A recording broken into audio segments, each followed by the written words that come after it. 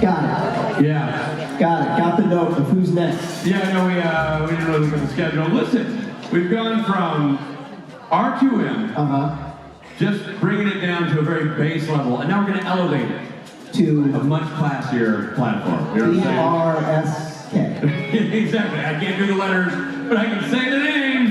It's Kim, Briana, Ruth, and Samantha.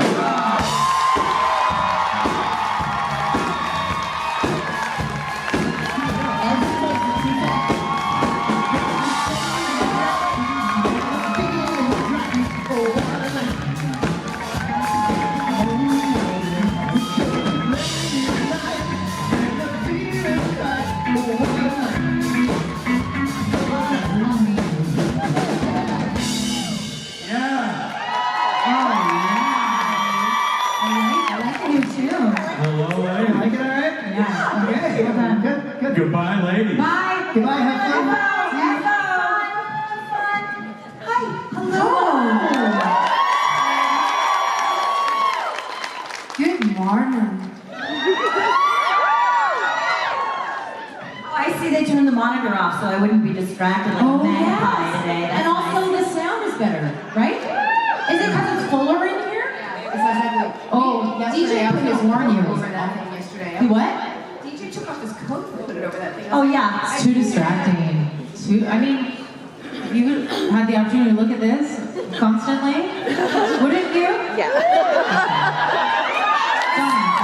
It's distracting off from the side, so I know. I can see but a lump in my hair here, and that's all I can think about. See, my thing is the slight lag. I get distracted by I move and then I move just a second later. But I can see if they can see up my skirt. So that is handy. You're welcome, and I'm sorry. Sorry, Sam and I were just discussing our haircuts. Good. We're with you now. We're with you. I was talking about my I love the fact that it was hair over there and underwear over here. Where everything's covered. I'm Brian. Are you guys okay? I like that we're not the first. Usually we're the first panel in the morning, but you've been Warmed up. They've been warmed up. exactly. You've been real good and fluffed. I would like to be warmed up by now. So nice to see his face. I've I not seen him in so know. long. He even crashed the podcast last night. This is our old school con. I know. It really is. This is an old school panel. We haven't done this panel in so long. It's so fun. We're so stoked. And the room is filled. Thanks so much for coming. Thank you. Should we answer a question? Let's answer a question. Fine. Okay. Hello. Oh, hello. What's your name? Where are you from? What do you want? Hi, I'm Amanda. And yesterday we had a panel with Rachel Miner. And she got to hang out with us for a little bit. And it was one of the most awesome panels I've ever gotten to see. And Kim, you know it's coming, and I'm sorry. I would like a Rachel Miner story. I work on this because I know this is always the question. It's always like, have we got it? Tim Amundsen story or a Rachel Miner story? And so, for those of you who've heard it, I will go very editedly. My current favorite Rachel Miner story is after she did the podcast, she came over to our house and sat in my closet, and then I took her home and then back to her hotel, and then my car died. So I was fucked. And while we were waiting for someone to come fix my car, oh, I'm sorry, did I mention my child was with me? Rachel Miner and my child played tag in the lobby of the hotel for 2 hours. And it was the most awesome time. I couldn't tell which one of them was having a better time. So I love the fact that Rachel Miner was like, I'm down, and then just fucking played tag with my child. It was awesome. There's a few Rachel Miner stories that I was not attended. I was not there in person, so I don't feel like I'm going to tell those stories, even though they're probably my favorite stories. But Rachel, and I'm going to say this out loud, she already knows, like I have a very strong crush on Rachel, and so she used to always come to conventions and she'd be wearing something very sexy, and I'd always be like, "Hi, how was your night?" And she'd be like, "It's okay, you can say something." So I try not to overdo it. But she was on an episode of Sex and the City. I don't know if anybody watches that show. I watch it a lot.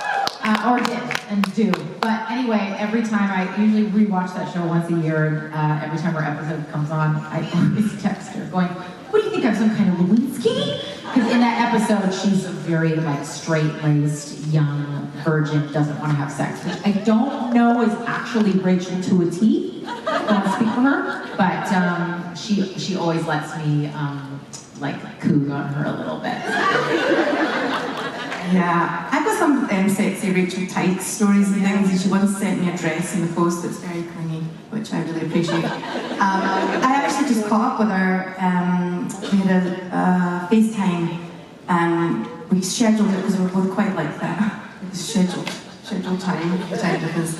And we ended up leathering for like an hour and a half. And the thing that I always forget about Rachel, because I know her from now, is like she's such a back history. Like, she's been in the business since she was 4, and she's actually one of the best people ever to ask advice about things in the industry. And I had a little thing come up with a lawyer, and I just mentioned it to her, and of course she had this amazing perspective, intense stories involving people far more successful than me, and it was really amazing. So it's not really that interesting a story, but just to say that she's just so rich, isn't she? She's just so rich in her past and in her present, and she's one of my favourite people on the planet, absolutely. Love her.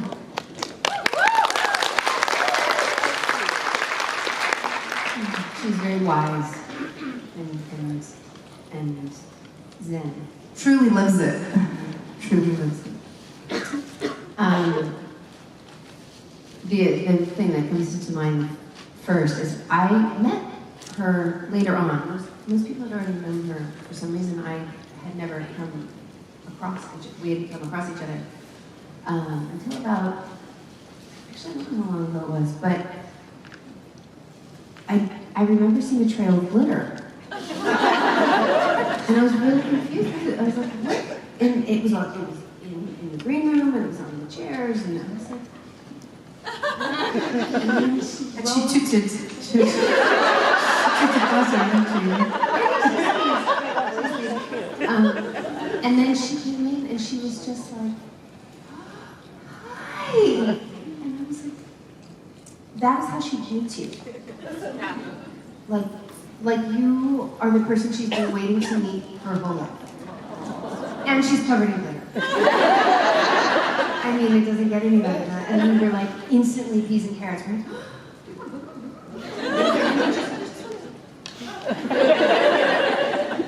and I think that the glitter is because that's how sparkly she is on the inside. And it's like not a choice. She just has to be on the outside too. She's a little magic. I remember sometimes you could just be in the green room sitting there, and she would look at you and go, "How are you?" Just start crying. Get out! Inside my brain. You do not want to be within a 5-foot radius of Rachel and I in a conversation. That's not. It's just a gravitational. We're both like, Let's just sit and ballistically feel at each other for a little while. Yeah, that's good. I hope you send Rachel this. Yeah, tell her you love her. Love you, Rachel. Love you, Rachel. Miss you. Your turn. Hi, I'm Rachel. I came yesterday, I asked a question to Briana and Kim, and I thought that I would save my main question for today. So, I'm currently studying psychology, but I want to change because I really love to write, and I'd like to become a screenwriter and director, and I'd like to maybe act too. So I would like to know if you could give any advice, if you have any advice about the... Yes. Keep studying psychology. Oh my God, because if the television and film industry can have the tendency to become a copy of a copy of a copy of a copy. And what really I crave, both to act in and to consume, is original, often fucked up, psychological experiences. So study psychology, study history, study archaeology, study fucking dinosaurs. Not fucking dinosaurs, that's a special thing. I mean, you can study if you want, but I mean, like, that's more limited. But dinosaurs,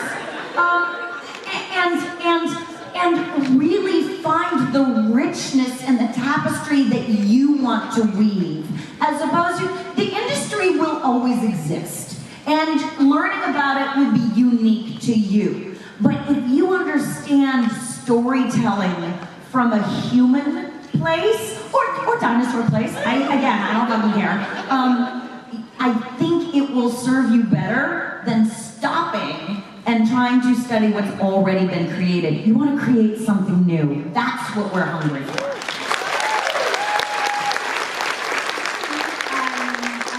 I'm finished my degree, and I don't really want to study directing and screenwriting because I really have ideas, and I already started to write a national sequel. So I know that this industry is more about relations, and you have to know people to maybe have. I'm sorry, I don't have every word because I'm not American. You're doing great. Yeah, I wanted to know if there's any advice about like how to have the good relations, maybe, or how to enter involved with a project and be able to bring it to life. I'm kind of, it's a bit of a sort of misogynistic relationship probably. I'm in love with our business. Like I love writers, I love directors, I love actors. I'm kind of in love with it. So it's always just such a privilege and a pleasure to speak to a writer, to speak to somebody who knows more than I do. And I think if you really genuinely love it, I think that carries you pretty far. People can tell when you're authentically interested and willing to learn, and people will mentor you in that way, especially if you follow through diligently.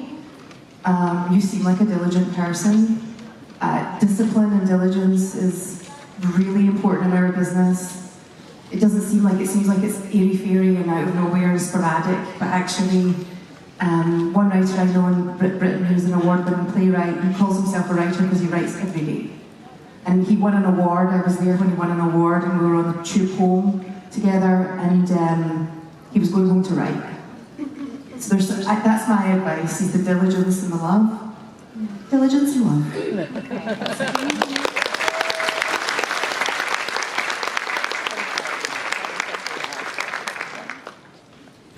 Hi, my name's Michelle. I just wanted to say I absolutely adore your characters. And I have more of a question to the audience. Just a quick raise your hand. Thank God I'm exhausted. Does anyone feel like I had to have an emergency appendectomy last year at this day, right? So if this was the convention, I wouldn't have been able to make it. I always joke that I would have done Jody's cosplay from when she had her appendix removed. I would have been here, I don't care. I would have been here with I had my IV and my heart thing. So anybody else feels super, super lucky that this happened? I cannot be the only one.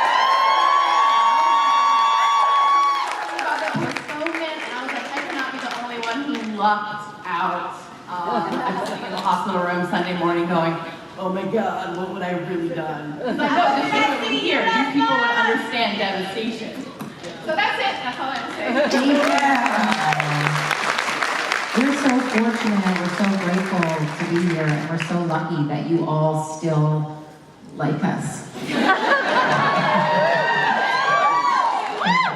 This does feel like old school. It feels like a reunion. That's true. It's so strange, but It's like yeah. we all we're imagination here 4 years ago, and now we're like, remember that time? Remember that time when Matt Cohen hugged me?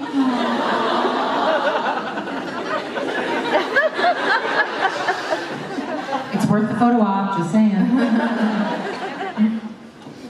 Hi there. Hi there, I'm Natalie. I wanted to know in what ways you relate to your character and in what ways you do not. I thought you said, in what ways were you late to your character? I was like, well, where do I start? Oh, I like that question. You can answer that question. In what ways do you relate? Yes, okay. Yeah. Coffee's gonna kick in any second now. I can start. I mean, the easiest way to not relate is that I'm living.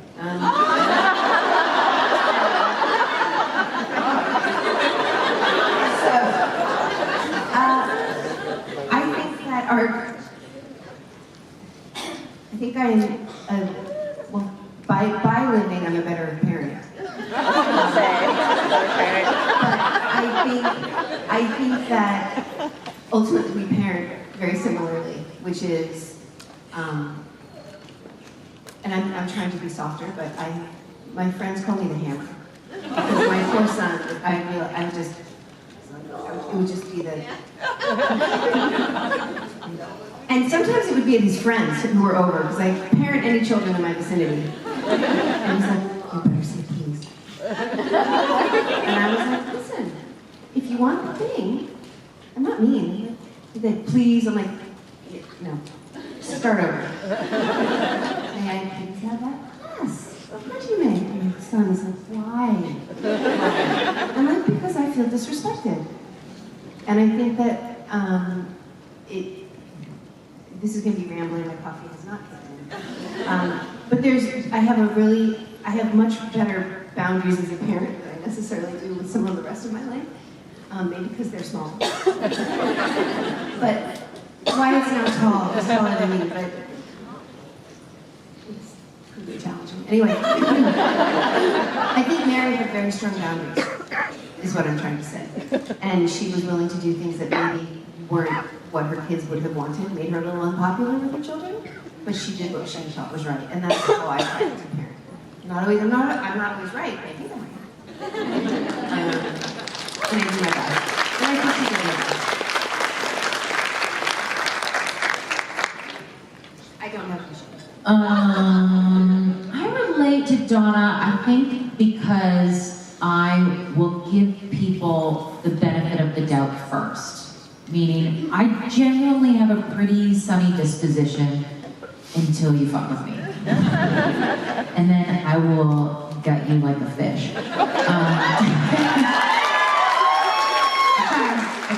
I try to not be that person, but I am who I am. And I do relate to Donna wanting to give, when she meets people, she is sunny and pleasant and lovely and generous first.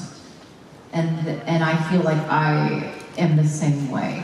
I want to believe that everybody wants to be in this interaction as much as I do, and I just think it's more of a fun, loving way to move through connections in life, even if they're strangers. Why not? Why not make somebody's day if you can, right?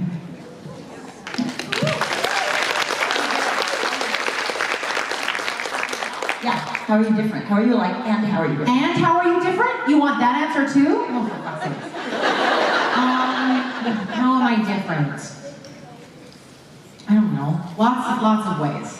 Lots and lots of ways. I think that Donna is more unkind to herself than I am. I am very, very kind to myself, especially Ruth. Yeah.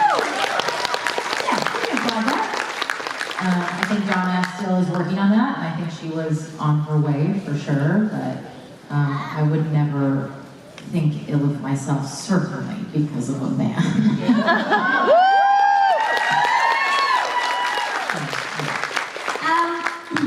I'm gonna tell you a story, and it's gonna sound like I'm flattering myself, but I do like this about myself, and I like this about Jody.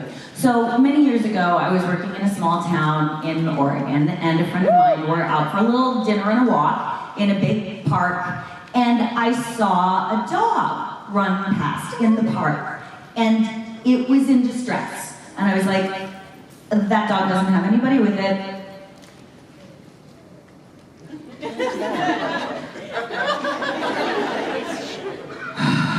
I have to go catch that dog. And she's like, no, I'm sure somebody's with it. Look at it, it's very well taken. I'm like, no, I have to go catch that dog. She's like, I mean, it's fine. It's okay. I was like, I have to go catch that dog. So I go and I catch the dog, and it's not, like it's in distress, but it's well taken care of. So it's got a phone number on its collar. And I go to a pay phone. For those of you who don't know, those are phones that used to be in the middle of nowhere that literally anybody could use. Money into it. You put money into it in the form of change. That's round, circular, and metallic. Superman became Superman in them. Currency. Anywho, called the number and was like, I think I have your dog here in Lithia Park. And they're like, no, the dog's in the backyard. And I said, could you please check? And seconds later, this woman comes back and she's sobbing. She's like, it's my dog, he's deaf, and he can't, can you please just keep him? I'll be right there. And I'm like, oh, I was right, he was behaving. Yeah, I'll stay here. And she and her daughter come running up and they tearfully thank me for getting their dog and they go home. And the gal that I was with looks at me and she goes, oh my God, you are somebody. And I'm like, yes, I am. What the fuck do you mean by that? She goes, I see things like that and I always think, oh, somebody will take care of that. You're somebody. And I think Jody and I are reluctantly, it is never my first impulse to be, I've got it. My first impulse is always, somebody gonna get that? I gently disagree. No, I always look for somebody before I'm with somebody, but 9 times out of 10 I'm like, I'm the fucking somebody again. All right, here we go. Come here, pig. Coyotes are gonna eat ya. You're going back in your pen. So that I think we have similarly. What we have different is I think Jody's sense of right and wrong and good and evil is very black and white, which it has to be when you're a hunter because that's been our experience. And mine is much more, I'd like to see your perspective before I judge you as being evil. Share more. Okay, now fuck off, you're evil. So it takes me a couple seconds before I'd want to stab somebody in the head. I'm just exactly the same. Next! I want to answer the other question, what were you late to about your character? I was late, I'm going to tell the truth. I shouldn't, but I was late to the witch element. I just really saw Rowena as a survivor and this amazing woman who's good at what she does. And then the witchcraft stuff grew on me. As I think it was growing on a general population, and witches were kind of popping up everywhere in popular culture as Rowena continued. So that kind of grew in me, and I'm really glad because now I'm full witch.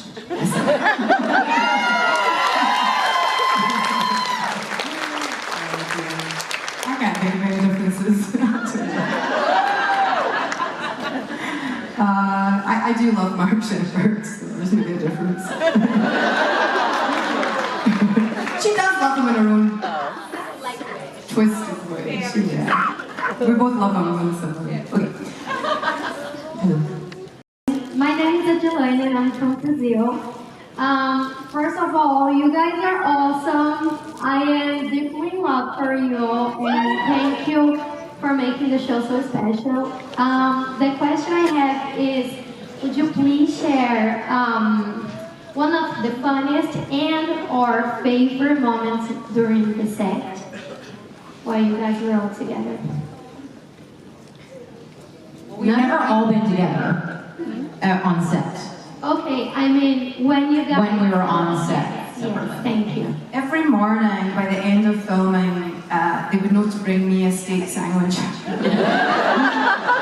Every morning, fresh bread with steak. Crafty. That was my morning on set. That was pretty awesome.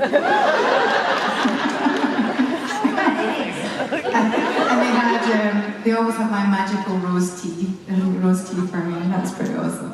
Crafty's awesome. It's awesome. One of the best crafties in the city, by far, by far. Caterer and Yeah. all of it. Yeah. Remember Phil used to bring the grilled cheese truck in the afternoon? The ice cream truck. Years ago, I had a food truck called Free Up Barbecue. I've had many, many careers in that time. And Phil hired my truck to come on set. Yeah, it was like after my first episode, maybe second episode. Anyway, yeah, he's very sweet. Phil is, I'm not gonna answer your question. Thank you so much. No, but I think it's clearly become food oriented because my answer is cookie also time. food? 2 o'clock cookie Yes, time. that was gonna be 2 my o'clock answer. cookie time. Oh, I'm sorry. It's okay. No, that's it. I'm gonna tell Phil. Phil is has been in the industry. Phil Segretia has been in the industry for so long, and he has no pomp about him. Like there's nothing that's Hollywood about him. He appreciates hard work. He doesn't put up with bullshit, and he likes people who are skilled, talented, and yes. And he takes things personally. Yeah. Which to me is a good thing because there's so many, there's the tears. There's so often that I hear, it's not personal, it's not personal, it's not personal. I'm like, fuck you. You mean it's not personal to you? My heart just broke. Fuck off. And Phil is one of the on the other side that still will let his heart break.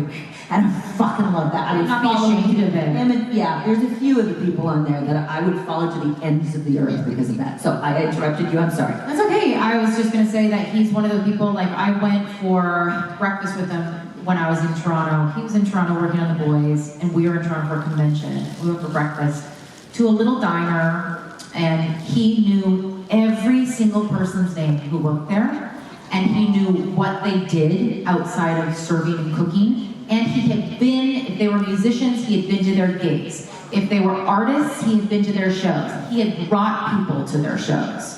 And I was like, these are the kind of people that I want to surround myself with in this business because they're good at what they do. They've been in the industry for a long time, and it's not because of who they pretend to be or know. It's who they are.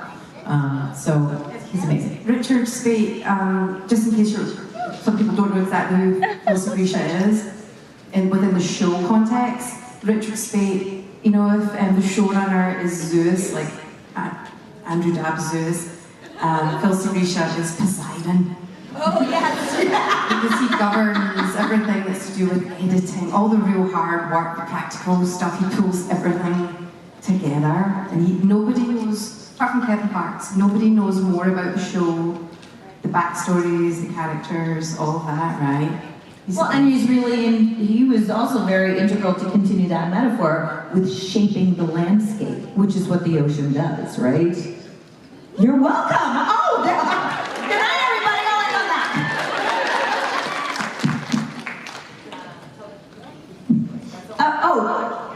The cookie store. Okay. So Fred, what was Fred's last name?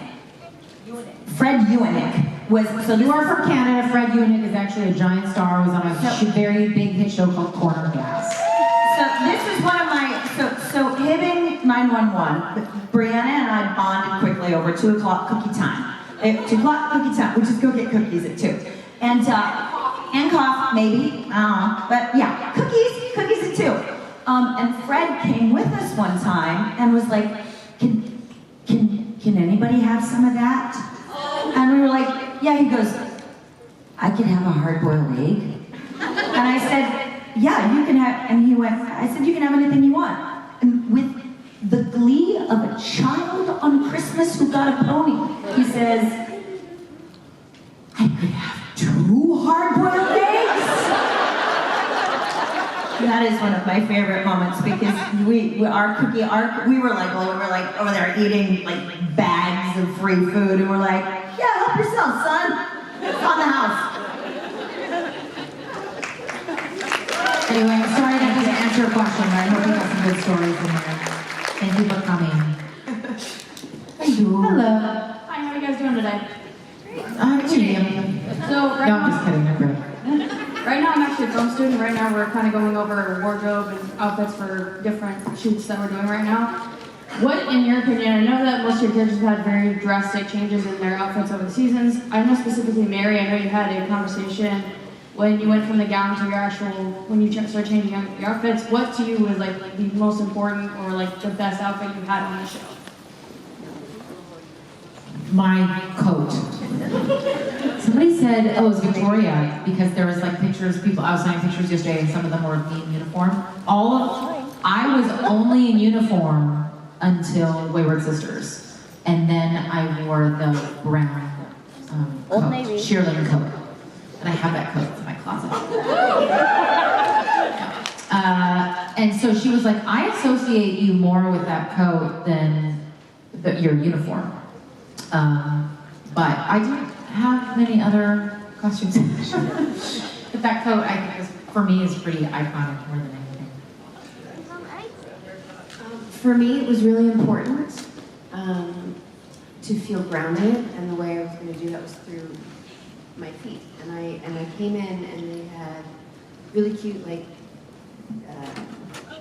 tapered, like, tight jeans and cute little leather jackets and all this stuff. And I was like, oh, and the boots were like lace up with a little heel, like leather little lace up boots. And I was like,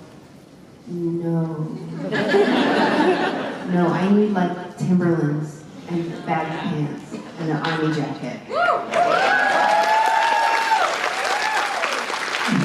was like, name it Lady Dean. And then I said, actually I think it's motorcycle boots, is what she needs. So I started out with Timberlands because in that first episode, Dean supposedly takes her shopping. I'm like, I think that means breaking into the back door of the sporting goods store. And I was like, there's not going to be like, he's going to get me army clothes there's probably the army supply store, right? So that helped me feel suddenly like in this world and grounded. And I was so comfortable. I would go up to Moira on set and I'd look, I spilled my sandwich and I'm wrinkled. She's like, good. And I was like, yup. So much of my life and my career, I'm playing the nice lady. And I'm like eating lunch like this. Like something covering me so I don't spill. Yeah, I was going to say, Ruth is nodding, yes. I've probably spent more time in the costume department than anybody else on this show, I'm going to venture, because what happens with a character like that is you have to go in early on every single episode to try on a bunch of stuff to find a few things that work. And from the very first episode, they have a lot of kind of quintessential, I call them like American lady dresses with like sleeveless and like knee length. Lady, do you know what I mean? Yeah. Like a lady dress. Like luncheon dresses. And I just was like, And Carrie, I could see Carrie Weintraub, I could see her seeing, like I could see her adjusting as I was in the room the first time. And we found an off-the-shoulder black ruffled thing that was just a bit slinkier and a bit more Angelica Houston-y or something. Yeah, and then we went on such a journey until eventually Eugenie got tired of my dresses and wrote in that I had to wear a pantsuit, which was awesome because I really loved wearing those too. And it paid off so well that when I got to go and do the one episode of the Winchesters I got to do, Kerry sent me a couple of pictures, asked me a couple of questions. When I turned up, because there was no time, I had to turn up on the day I was shooting, they made that dress from scratch that was perfect. Wasn't that amazing? But in a different, like in New Orleans. So I'm super grateful to the costume wardrobe department because they helped build my character. It was part of who she was. It means everything. How I feel and what I'm wearing, it means everything as an actor. When you're getting into your character, putting on the clothes is like, that's how that person dresses. It's crucial. I wore flannel. Thank you.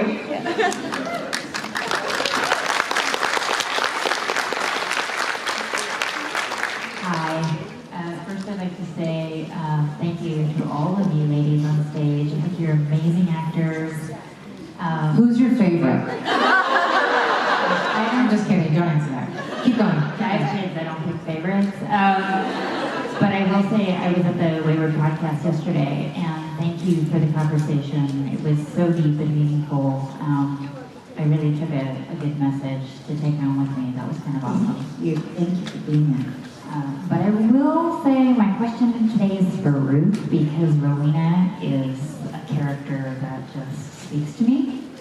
And so I have two questions for Ruth. One is, what do you think Rowena's astrological sign is?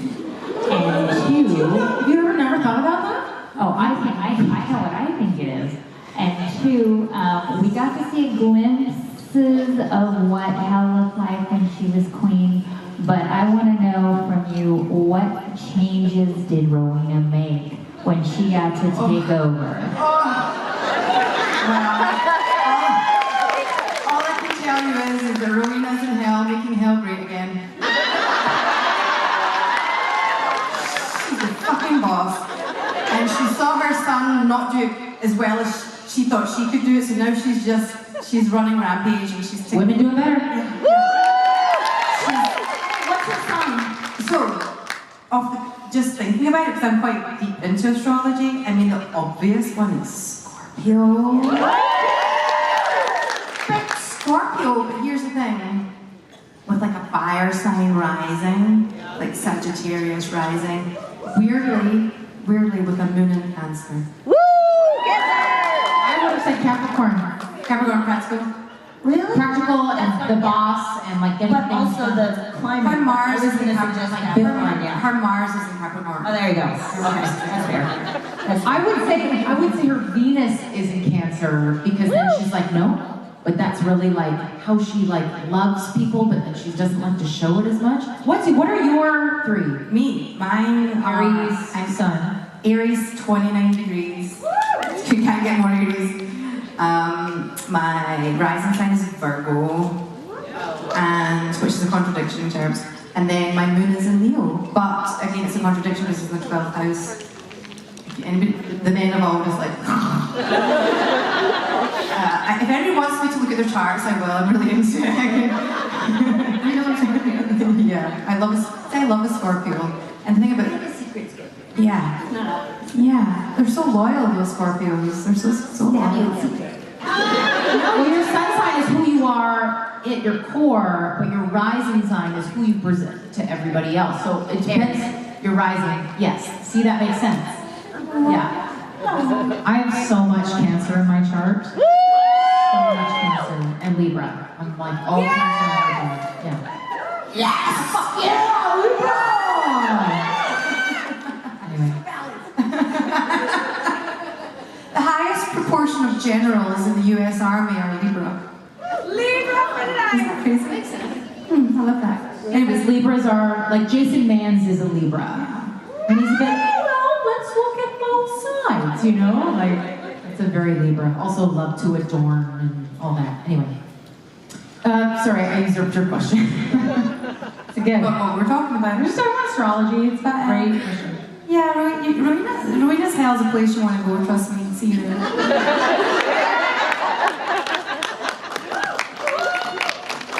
just so want you to do another episode where I'm just swanning about being a total bitch. Hi. Hi, my name is Erin, and my question is, what did Jared and Jensen do to make you comfortable on set? What did they do? No, just kidding. I've told the story before. My first scene working with the boys was the donut scene, and I was very nervous about it. But I was 6 months pregnant, so I was very excited to eat donuts, and that was kind of the joke. And I was really nervous, and so they were explaining to me. They're like, "You just need to just take a bite, and then when we go cut, you can spit it out." I was like, "I'm not gonna spit this out as a donut." 8 donuts later. Anyway, so. Jensen, because we were both eating the donuts in the scene, there was a spit bucket, and he would always let me spit first. A couple cons ago, somebody said they were going to get a t-shirt that said, "Jensen, let me spit first." Sounds sexier than I meant it to. Nobody else? Thank you so much. Have a great day. Jensen was my first director, and he runs a really quiet set. It's really sweet and peaceful, And I walked in and I heard Moira, and I know her name is Moira, walk past me and I heard Moira say, "She's tiny." And I was like, yeah, I am. I'm here though. I'm here, I'm tiny. And I had to put a booster under my seat.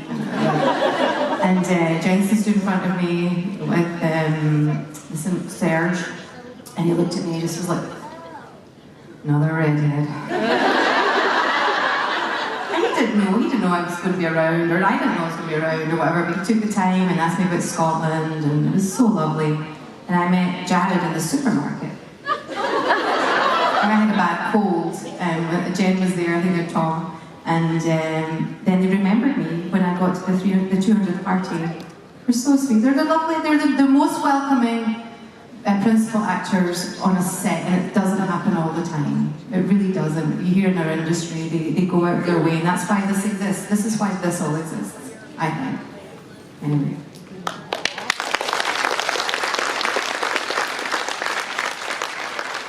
Hi, I'm Jamelyn, and I adore all of you. My question today is for Sam.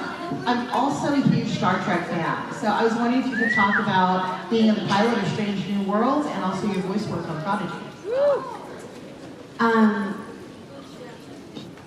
Well, so my friend Kiva Goldsman is now sort of in charge of the Star Trek universe. And he and Davey Perez, the writer from Supernatural, wrote this part for me. And I thought they were just gonna, it was like a little, just something fun, so I got to be on Star Trek. And I auditioned for it, not realizing it was the same role. And I was like, oh, she's Queen of the Planet! Alien Queen! Because they don't send out the real sides, right? And it turned out I was the president. So I was like an elected official. And as an actor, I think most of us, like getting to play some sort of fantasy character was like total bucket list for me. Like, and when they called and said, would you mind if we do like prosthetics and stuff? And I was like, how dare you even ask me that? I won't be on your show unless I get to have prosthetics. Did not quite understand the process. I don't regret it, but wow. There was face fittings. There were eyeball fittings. Because I had giant contacts. I had to drive out to deep in the valley to Legacy Studios where they do all of Star Trek. I got to hold Baby Yoda. They would not let me take a picture. They're like, just save it in your brain. But they had all of them in. Lauren, they had all of the Iron Man suits. They do all the Marvel. Like, I was walking around, they're like, oh, here, do you want to come into this? Like all the what was that?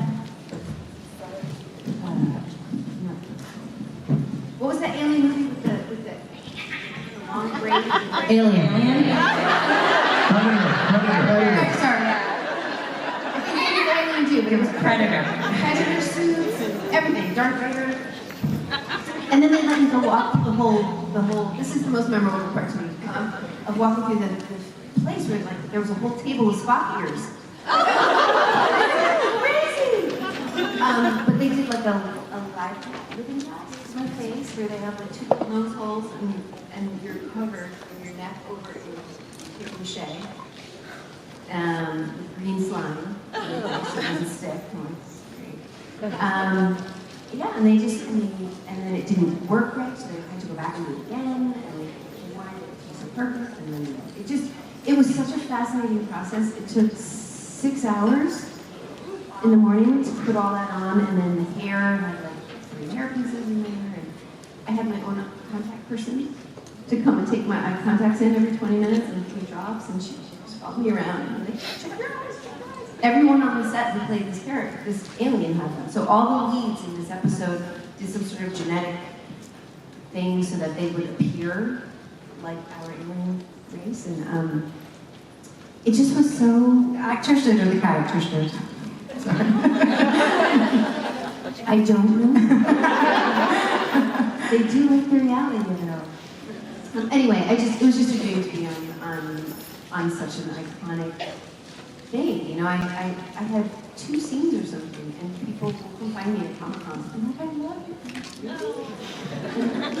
Kim was on Star Trek. I was on Voyager. Oh, that's Star Trek. I was on Voyager. Lots. I was their Emmy nomination makeup that year. And you feel like part of a club, right? It's like I danced on the transporter. it's just one of those things like you just like put it in your pocket and keep it. We'll get there, Briana. We'll get Star Trek. Fuck it, I don't give a shit. And with that, ladies and gentlemen,